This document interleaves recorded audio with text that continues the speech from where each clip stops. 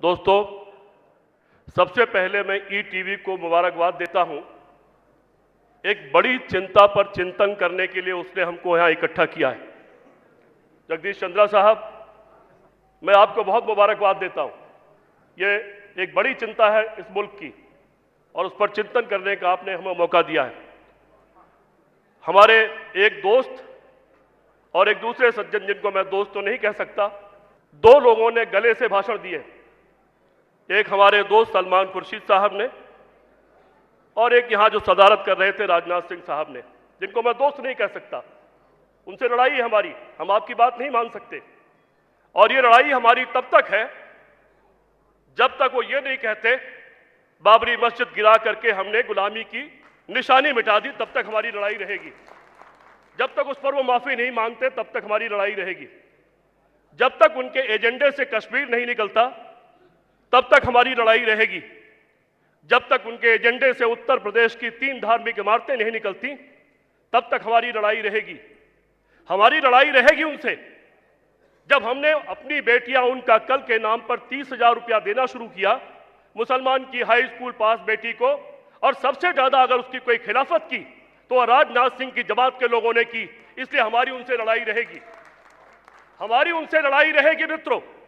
लड़ाई इसलिए रहेगी कि जब बाबरी मस्जिद पर हमला हो रहा था और मुलायम सिंह यादव ने कहा था कि सरकार रहे या जाए लेकिन बाबरी मस्जिद की ईंट को कोई हाथ नहीं लगा सकता।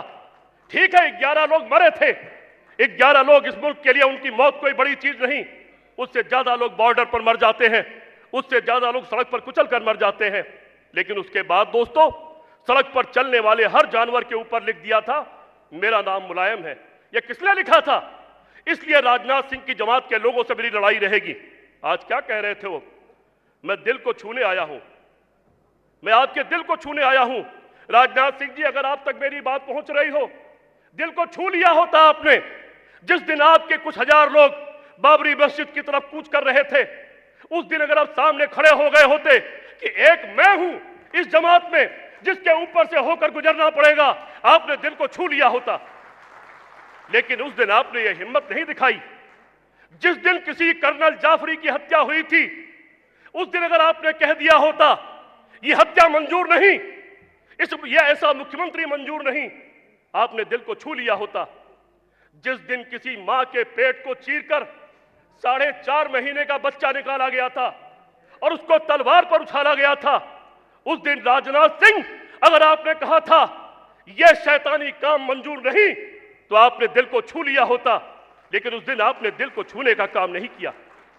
जिस दिन वो परिवार जो इलाज के लिए जा रहा था और उसकी कार को घेर करके सबसे पहले उसके दरवाजे तार से बांध दिए गए, उनको उनका कारण नहीं बताया गया। इस मुल्क में जिसमें चौराहे पर भी हत्या हो जाती है तो उसका भी एक तरीका है उसको सजा देने का। उसको वकालत का मौका दिया जाता है, उसको मौका दिया जाता है कि तुम अपना बचाव कर सको, और उसके बाद सजा दी जाती है। लेकिन गुजरात के उस चौराहे पर उस कार के तार से बांध दिया गया दरवाजा और इलाज कराने जाते हुए लोगों को मिट्टी का तेल जलाकर उसको आग लगा दी गई। अगर उस दिन राजनाथ सिंह ने कहा दिया होता कि यह मंजूर नहीं, हम मान लेते आप दिल को छूना चाहते हैं। अगर नरोदा पाटिया का आपने विरोध किया होता, हम मान लेते आप दिल को छूना चाहते हैं। लेकिन दोस्तों, हम कैसे माने जिसने यह सब करवाया, उसको हिटलर बना करके हिंदुस्तान की ताजपोशी करने का अगर कोई काम कर रहा है, उसकी कोई अगुवाई कर रहा है, तो वह राजनाथ सिंह है जो यहां से भाषण करके चले गए हैं। हम उन्हें दोस्त नहीं कह सकते, हम नहीं स्वीकार कर सकते, हम केवल भावनाओं की बात नहीं करना चाहते। सलमान भाई हमारे दोस्त हैं, रहमान साहब यहां बैठे हैं। सच्चर कमेटी की रिपोर्ट छुपाई क्यों गई थी? जब मुलायम सिंह यादव ने संसद में खड़े होकर पूछा कहां है सच्चर कमेटी की रिपोर्ट, तब प्रधानमंत्री को खड़े होकर मजबूर होकर कहना पड़ा कि हां, सच्चर कमेटी की रिपोर्ट हमारे पास है। और कहां 2006 और 7? रहमान साहब जवाब जरूर दीजिएगा, और सलमान साहब से भी जवाब चाहता हूं जो मेरे दोस्त हैं। 2007 के बाद आज हम 2013 में खड़े हैं। सच्चर कमेटी की रिपोर्ट पर आपने एक कदम कोई काम किया क्या? कितने कदम चले आप कह रहे थे हम दोनों बात कर लें तो काम बन जाएगा। अरे आप दोनों बात क्या करेंगे? 55 साल तो राज आपने किया है, काम कहां से बन जाएगा? क्योंकि जब यहां से बाहर निकलेंगे, यहां का भाषण अलग और बाहर का एजेंडा अलग।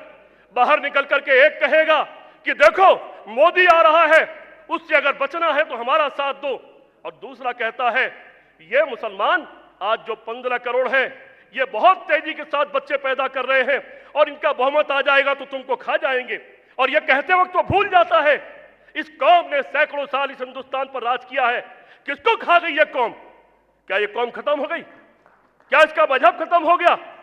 मित्रों, एक बार मैंने एक भाषण दिया था, 1992 की बात है, और उस वक्त मैंने कहा था कि मेरे दोस्तों, जितने करोड़ हो हाथ में पत्थर मत उठाओ, हथियार मत उठाओ, केवल सड़क पर निकल पड़ो, हाथ से हाथ पकड़कर निकल पड़ो, और तुम्हारी अगली लाइन में हमारे जैसे लोग चलने को तैयार हैं।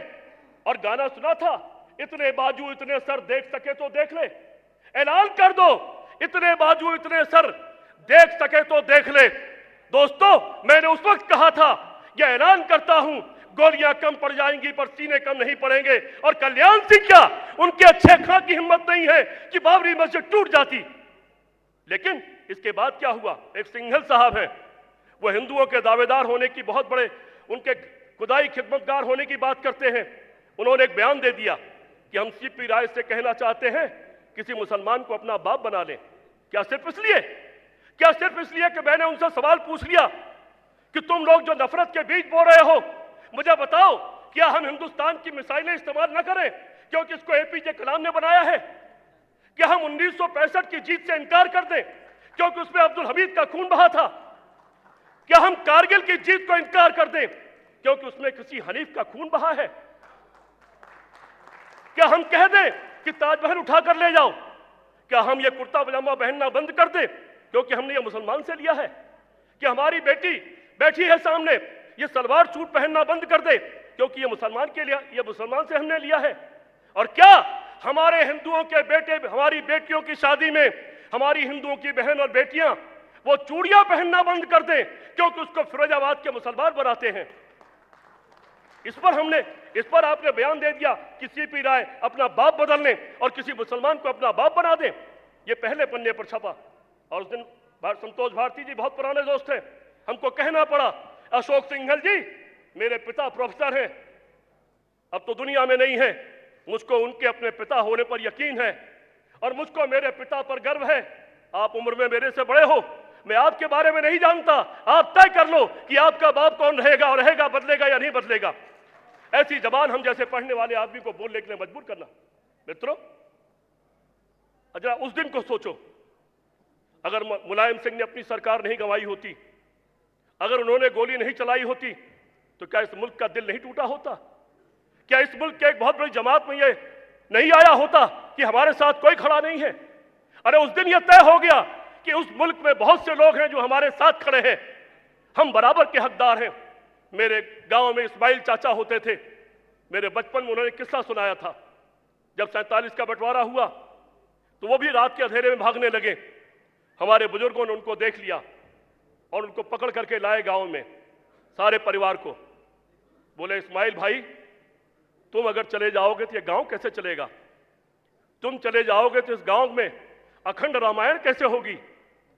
तुम चले जाओगे तो इस गांव में बहन और बेटी की शादी कैसे होगी?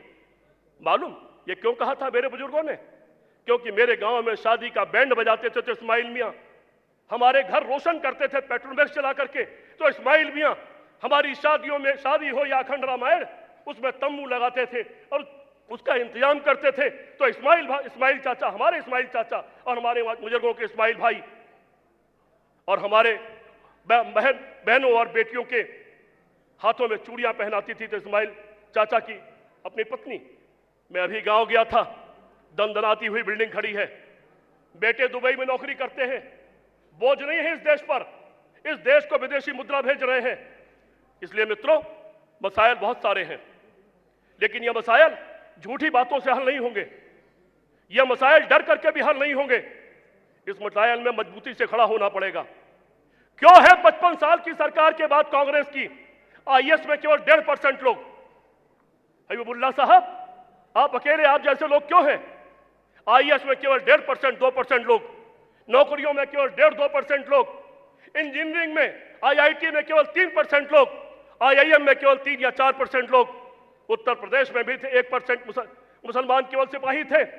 लेकिन जब हमारी भर्ती का समय आया तो उसकी संख्या बढ़ के हो गई 11%, और इस बार जो भर्ती हो रही है उसमें बढ़कर के हो जाएगी 17%।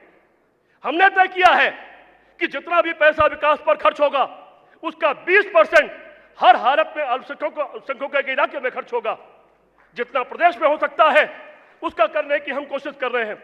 लेकिन इससे बड़ा सवाल विश्वास का सवाल है कि ये जो भारत राष्ट्र है इसका अल्पसंख्यक इसका बराबर का भागीदार है कि नहीं। वो क्या केवल कुर्बानी देने का भागीदार है? दस्तकारी आप उसके हाथ से छीनते जा रहे हैं।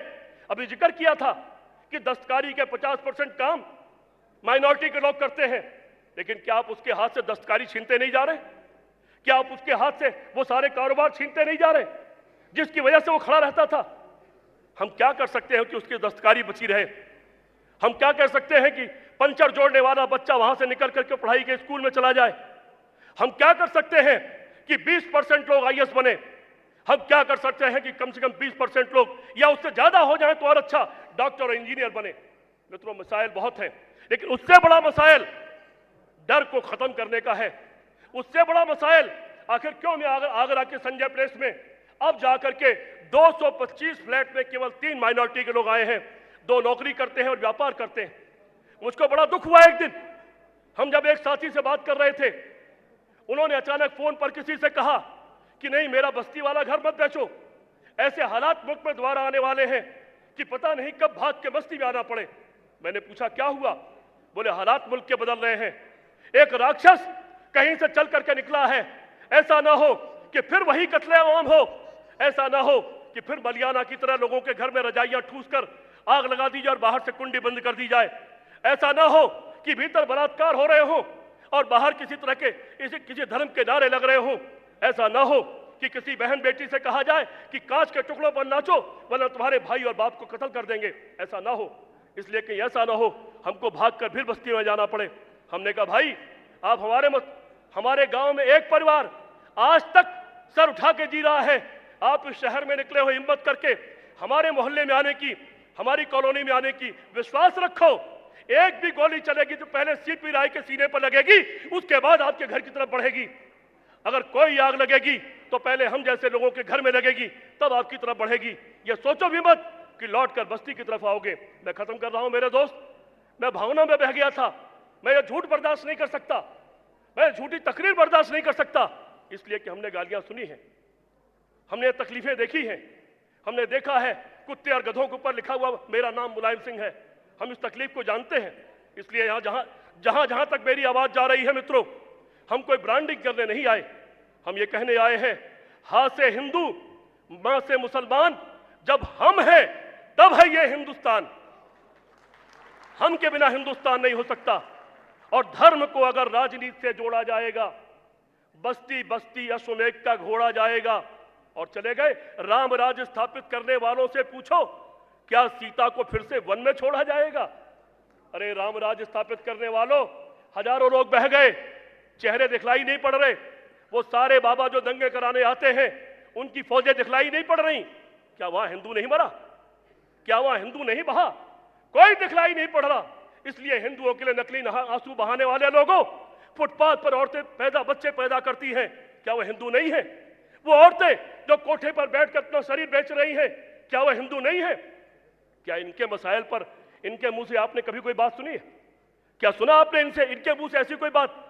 इसलिए नकली हिंदू और नकली मुसलमान दोनों से सावधान।